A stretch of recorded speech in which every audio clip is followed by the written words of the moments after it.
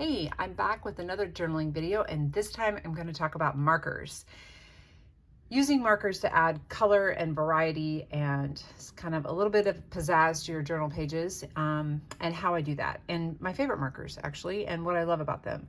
So I need to say that in a previous video, I had talked about hand lettering, and I had used Crayola Super Tips. And I kind of feel a little bit guilty about it because I actually don't use these on a regular basis, but I wanted to share them because they're an inexpensive way for you to acquire a whole bunch of color and to practice with hand lettering.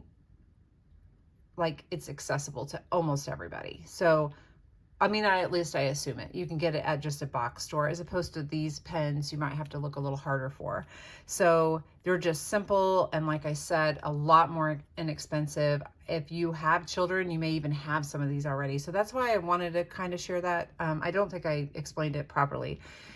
But these are the pens that I use every day. And there's 4 brands here. 1, 2, 3, 4, 5 brands here.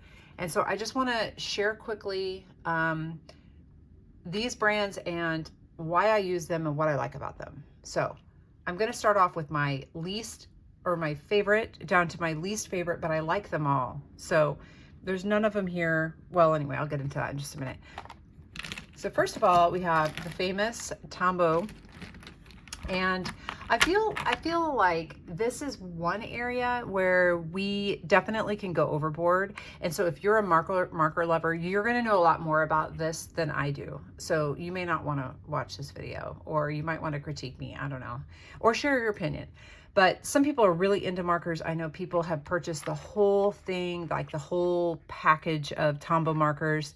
And we can quickly acquire a lot of these writing utensils, because this may be like a $4 pen if you buy it alone, less if you're buying it in a whole package, as opposed to a fountain pen, which is much more expensive. So they're pretty easy to get too many of, I think. But the colors are great, and having a whole bunch of colors, and I don't know, is nice, I guess. And so anyway, enough about that.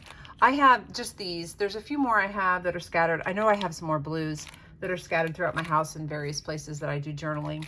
And I maybe bought one package, but the rest of them I picked up just singly. Maybe I might add it to my cart at jetpens.com, or I might buy one when I'm at Michael's or something. So that's how I've acquired those, and I will go over how I use those in just a minute. The next are these Sailor. So I kind of went a little wild over these. I'm a little bit Sailor obsessed. I was really obsessed in the beginning with Sailor.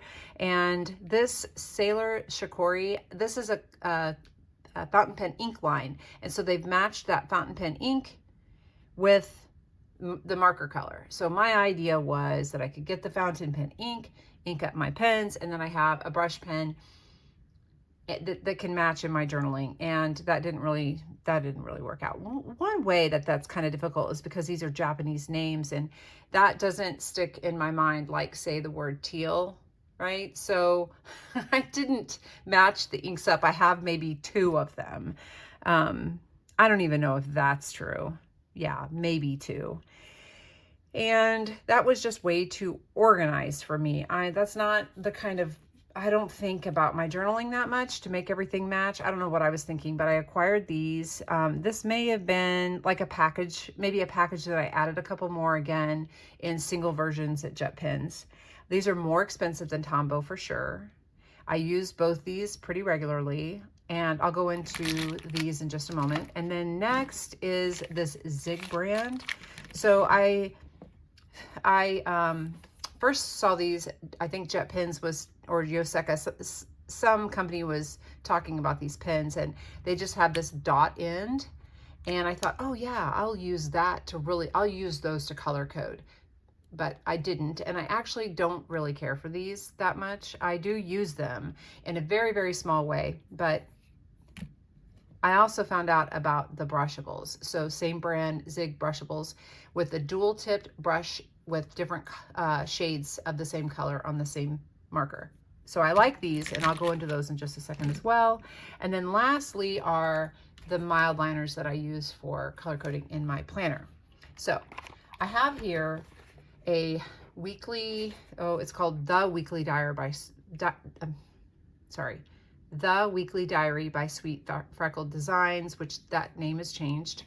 The reason I have this book is because when it first came out, it's like a Hobonichi Weeks. It's the same size-ish as the Hobonichi Weeks, and it's the same kind of setup as the Hobonichi Weeks, where it has these pages like the Weeks does.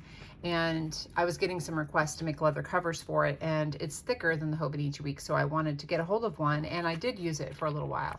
But anyway, I'm going to use this to showcase these markers. This is Tombow River paper. So first of all, I'll come down a little closer. First of all, I will talk about my favorite is this Tombow marker. I'm going to use one, maybe this one, a little brighter color. So I love the colors that these come in. I've really looked at the whole set, but I have no need for the whole set. So I'm not an artist. I'm just putting color in my journal, and I really don't need to have that many markers. I know that people buy these a lot and then sell them. So I've seen them on Mercari. So you could get, you know, a handful of different colors for less than you would pay in the store. And I have never had one go wrong. I mean, sometimes I'm sure that they probably can, but I mean, the lid's fallen off, and I've found that and put the lid back on, and it didn't dry the marker out. I maybe have one marker that I take that back. I have one that's gotten dried out a little bit, and that's probably my fault. What I love about them is the soft brush tip, and then also this marker tip on the other side. So I'm just going to write a little bit here and show you how. So what I like is just a little bit of pressure gives you that nice line variation. And I think it's lovely. It's a really nice marker. And then you can go back, add a little bit more depth to the letter. And then Tombow makes this blending marker, which actually works quite well. And you can blend in that line. I mean, that's really nice. Now, I'll be honest, I don't hardly ever do this. So, but it is available if you want to. It's nice. These are very nice markers. And then I can just turn it over and write. So often I'll write the month and then the date with the other side. Love those. Second in line would be this sailor marker. So this brush tip is a little more firm. So I feel like you have a little more control.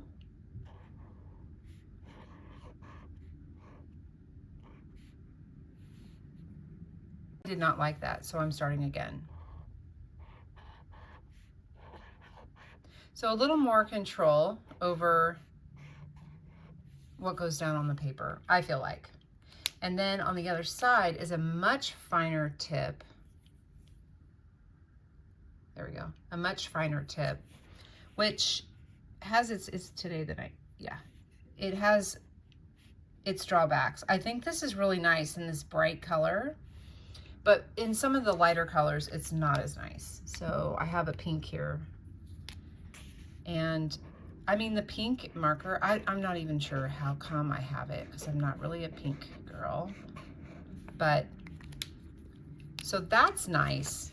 But then when I go to write the date in, it's so light on this paper that I don't like that as much. But anyhow, I like both of these. I reach for both of these.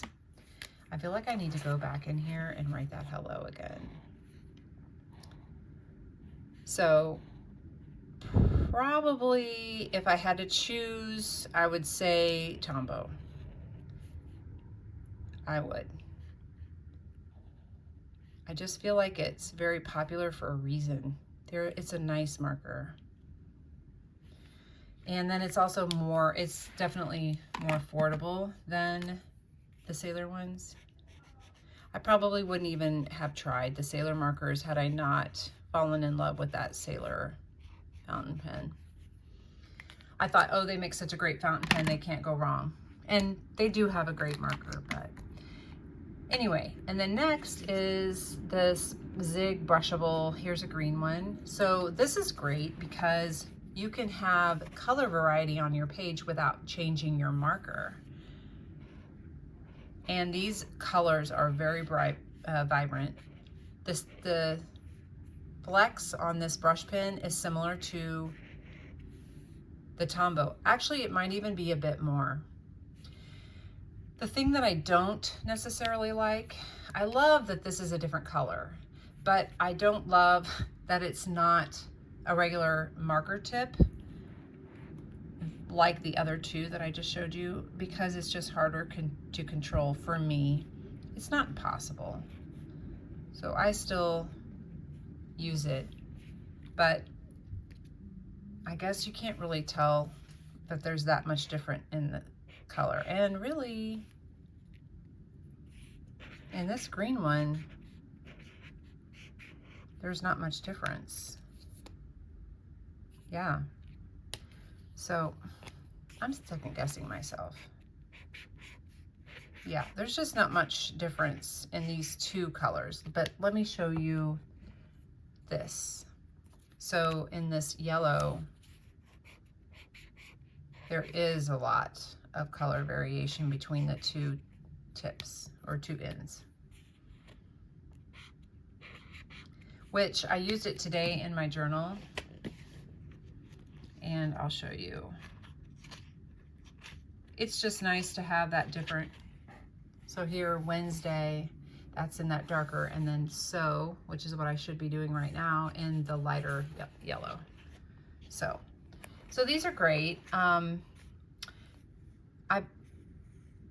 bought them, I don't think I said this, but I bought them because of the dot tip. I think probably saw a video from Jet Pens, and probably they were doing some cute little thing like taking the dot tip and making a flower or something, and I thought, oh, that looks doable, I should get that. You know, whatever. And guess what? I don't do things like this. So I really don't need these. I use one of them with my color coding in my planner, but that's it. And then lastly is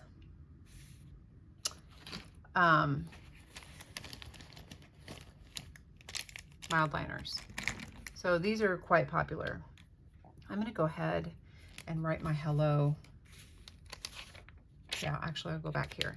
So I wrote March 3 times, and I wanted to talk about, just real quick, about these Mildliners. So quite popular in when people use them for highlighting with this chisel tip, and then on the other side is a marker.